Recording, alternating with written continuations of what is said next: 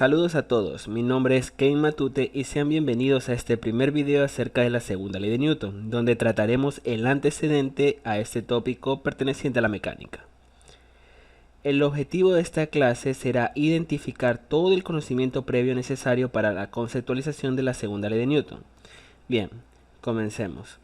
La segunda ley de Newton corresponde a una de las tres leyes que definió Newton en su estudio de la dinámica de los cuerpos, y como antecedente tenemos, primero recalcar que nos encontramos dentro de la mecánica, que se encarga de estudiar el movimiento. Para esto es necesario poseer ciertas bases en aritmética, álgebra, geometría, trigonometría y vectores, para entrar en la primera rama de la mecánica, que es la cinemática, encargada de estudiar el movimiento y sus características, como la distancia, el desplazamiento, rapidez, velocidad y aceleración. Esta rama se puede clasificar según en cuántas dimensiones se desarrolla el movimiento. Si es en una dimensión, podemos catalogar como movimiento horizontal al movimiento rectilíneo uniforme y movimiento rectilíneo uniforme acelerado, y verticalmente al movimiento en caída libre. Si es en dos dimensiones, el movimiento se lo conoce como movimiento parabólico, donde es una mezcla de movimiento rectilíneo uniforme a nivel horizontal y caída libre a nivel vertical. Luego se puede pasar al estudio de la segunda rama de la mecánica, conocido como dinámica, donde iniciaremos el breve estudio de esta clase, iniciando con conceptos como fuerza, fuerza neta y los diagramas de cuerpo libre, para entrar en lo que corresponde a las leyes de Newton, en especial a la primera ley conocida como ley de la inercia, para en el siguiente video concentrarnos netamente en la segunda ley de Newton. Bueno, continuemos con el análisis de lo que es la dinámica. La dinámica es la rama de la mecánica que nos permite estudiar las causas que provocan el movimiento. Por ejemplo, si nos preguntamos, ¿qué hace que un objeto en reposo empiece a moverse o qué ocasiona que un cuerpo acelere o desacelere? La respuesta a esto es una nueva magnitud conocida como fuerza. La fuerza es una magnitud física vectorial que permite alterar el estado de reposo o movimiento de los cuerpos, cuya medición está establecida en newtons. Por ejemplo, interviene la fuerza al mover un objeto en reposo, como un golfista dándole una pelota, al detener un objeto en movimiento, como un arquero tapando un balón, o cambiar de magnitud o dirección la rapidez de un objeto, como una tenista. Ahora, para identificar las fuerzas que interactúan sobre un objeto, establecemos un diagrama de cuerpo libre, que consiste en aislar imaginariamente al cuerpo, indicando sobre él todas las fuerzas externas que lo afectan. Como podemos apreciar en el ejemplo, si existe un bloque sobre un plano inclinado, al hacer el análisis en él interactúan varias fuerzas según los ejes respectivos. Por ejemplo, tenemos una fuerza de peso, una fuerza normal o una fuerza de fricción.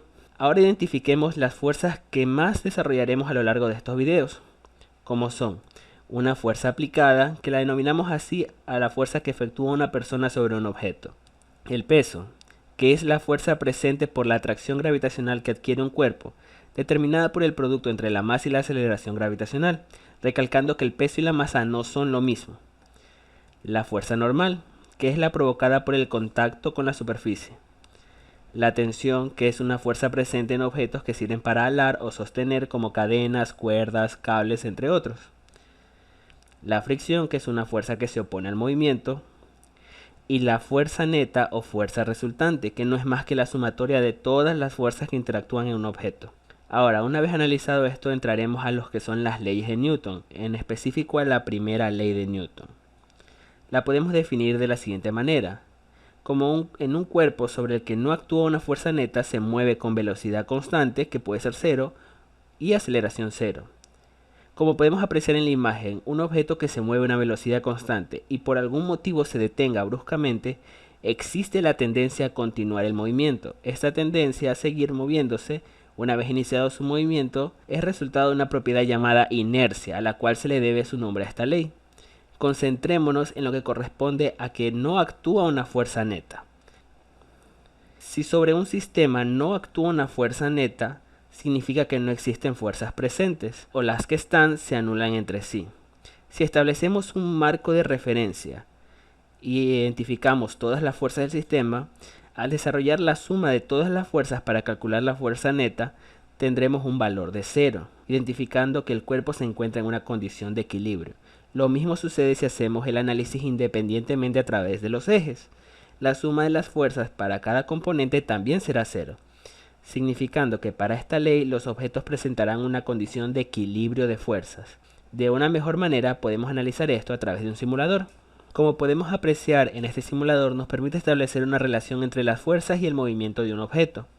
Si yo coloco en este simulador a un niño del lado izquierdo, este va a tirar el carrito con una fuerza de 50 newtons. Si le doy a iniciar, podemos observar cómo este va incrementando su rapidez conforme pasa el tiempo. Pero, ¿qué ocurre si yo coloco al mismo niño que genere la misma fuerza pero del lado derecho? Al observar tenemos una fuerza hacia la izquierda de 50 newtons y una fuerza hacia la derecha también de 50 newtons. Y si establecemos la suma de fuerzas va a ser una sumatoria de fuerzas igual a cero. Como estudiamos en la primera ley, al tener una sumatoria de fuerzas igual a cero estamos hablando de una condición de equilibrio. Por lo tanto, el objeto se va a mover a velocidad constante o va a permanecer en reposo. Como ya está iniciado el movimiento, la rapidez va a dejar de aumentar. Va a empezar a moverse a velocidad constante, como se puede apreciar. ¿Qué ocurre si desde que el objeto se encuentra en reposo los niños tiran con una misma fuerza de 50 newtons, tanto para la izquierda como para la derecha? Como el objeto no se mueve y la suma de fuerzas es cero, al iniciar el simulador nos damos cuenta que no va a salir de ese estado de reposo, porque no hay una fuerza neta que incide en el sistema. Si aumentamos la fuerza de un lado, el objeto va a empezar a adquirir rapidez. Si igualamos la fuerza, el objeto va a dejar de adquirir rapidez y va a moverse a velocidad constante. Lo mismo ocurre si incrementamos la fuerza de un lado, va a volver a incrementar su rapidez. Si equiparamos la fuerza, va a ser rapidez constante. De eso se trata. Se trata de aprender a identificar que hay un equilibrio de fuerzas. Que las fuerzas, si se encuentran presentes, se anulen entre sí. Entonces ocurre la primera ley. Significa que el objeto se va a mover a velocidad constante o va a permanecer en reposo. Entonces, ¿qué dice la primera ley de Newton? Ubiquemos una situación conceptual. En una película de ciencia ficción de 1950, una nave se mueve en el vacío del espacio exterior, lejos de cualquier planeta, cuando sus motores se descomponen. El resultado es que la nave baja su velocidad y se detiene. ¿Es esto cierto según las leyes de Newton? Entonces, analicemos lo que sucede. Hay una nave en el espacio exterior que está lejos de la influencia de cualquier planeta, es decir, no es afectado bajo la gravedad de cualquier planeta. Y de paso, los motores están descompuestos. Entonces, en la película, el resultado fue que la nave comenzó a disminuir su rapidez hasta que se detuvo. Pero según lo que estudiamos en la ley de Newton, en la primera para ser exactos, ¿es correcto? ¿Se va a detener esa nave? La respuesta es no. Eso no va a suceder porque en esta situación, como no hay fuerzas sobre la nave, se va a seguir moviendo en línea recta con una rapidez constante. Si queremos aplicar esta ley para desarrollar un problema, debemos seguir una secuencia de pasos necesarios, como son conceptualizar. Debemos establecer que la condición que estamos estudiando está en equilibrio. Debemos analizar, es decir, desarrollar diagramas de cuerpo libre y establecer el marco de referencia respectivo. Vamos a ejecutar la solución igualando a cero la suma algebraica de las componentes de las fuerzas. Para al final evaluar la respuesta, confirmar que los resultados son consistentes con el problema. Vamos a desarrollar un ejercicio. Una lámpara de masa de 35 kilogramos será colocada suspendida del techo mediante una cadena de masa despreciable.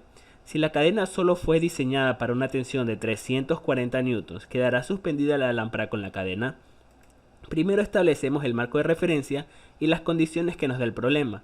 La condición principal aquí es que la tensión que va a soportar la cadena debe ser menor o igual a 340 newtons.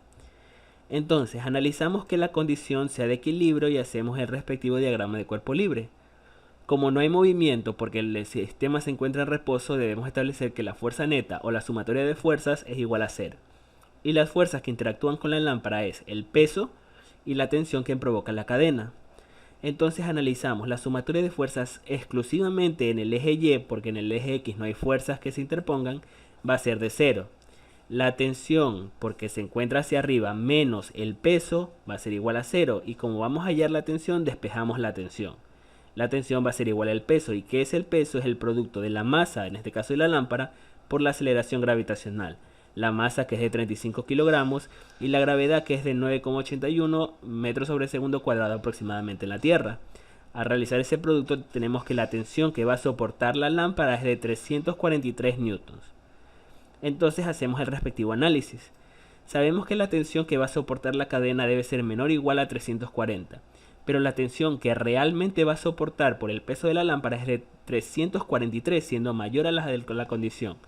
Por lo tanto, podemos concluir que la cadena no va a soportar el peso de la lámpara. Y bien, concluyamos definiendo lo que aprendimos. Analizamos el concepto de fuerza y el diagrama de cuerpo libre. Identificamos a la primera ley y su condición de equilibrio de fuerzas y establecimos el conocimiento previo para el siguiente video que corresponde a la segunda ley de Newton. Con eso concluimos el video de hoy. Agradezco su tiempo y atención. Nos vemos en la siguiente parte. Adiós.